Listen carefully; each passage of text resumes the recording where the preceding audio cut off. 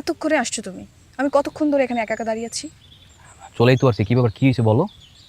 বলতে চাইছিলাম কিন্তু এখন বলবো না, মুড নষ্ট হয়ে গেছে। তাহলে কি করতে হবে? একে তো লেট করে আসছো, একবার সরি তো বলতে পারো। সরি কি এতই সস্তা নাকি যে মানে সামান্য কারণে সরি বলতে হবে এখন? ঠিক আছে, বলতে হবে না।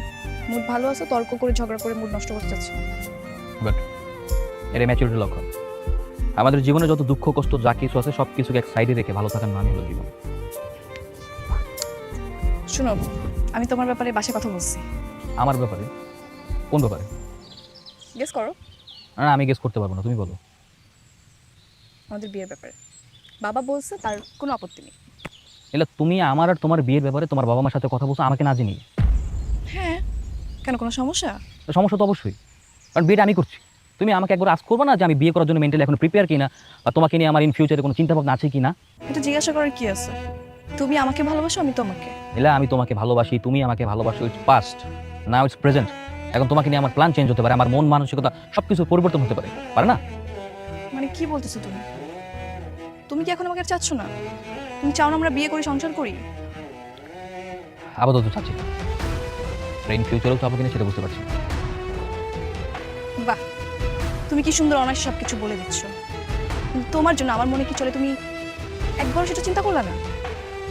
আমি সব কিছু চিন্তা করেই বলছি, সিচুয়েশন সবসময় একরকম থাকে না, সিচুয়েশন চেঞ্জ হয়। এই, রাখো তোমার অজুহাত। শোনো, বেইমানি করতে চাইলে না হাজারটা অজুহাত দেখিয়ে চলে যাওয়া যায়, কিন্তু থাকতে চাইলে শুধুমাত্র ভালোবাসার টানই থাকা যায়।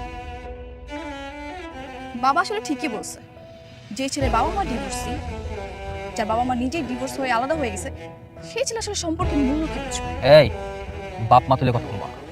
100 বার বলবো, তোমার বাবা মা সম্পর্ক যদি ঠিক থাকতো না, তুমি একটা সম্পর্কের মূল্য বুঝতে। যেহেতু তারাই আলাদা হয়ে গেছে, তাই তুমি এখন কোনো সম্পর্কের মূল্য বুঝো না। আমার ভুল হয়েছে যে আমি একটা ভুল মানুষকে ভালোবাসছি। ফাইন, ভুল শুধরে নাও, এখন স্টিল সময় আছে, ডোন্ট ওয়েস্ট ইউর টাইম। হ্যাঁ, সেটাই করব। তোমার মতো একটা বেইমান স্বার্থপর মানুষকে ভালোবেসে আমি আমার নিশ্চিত ভবিষ্যৎ নষ্ট করবো না।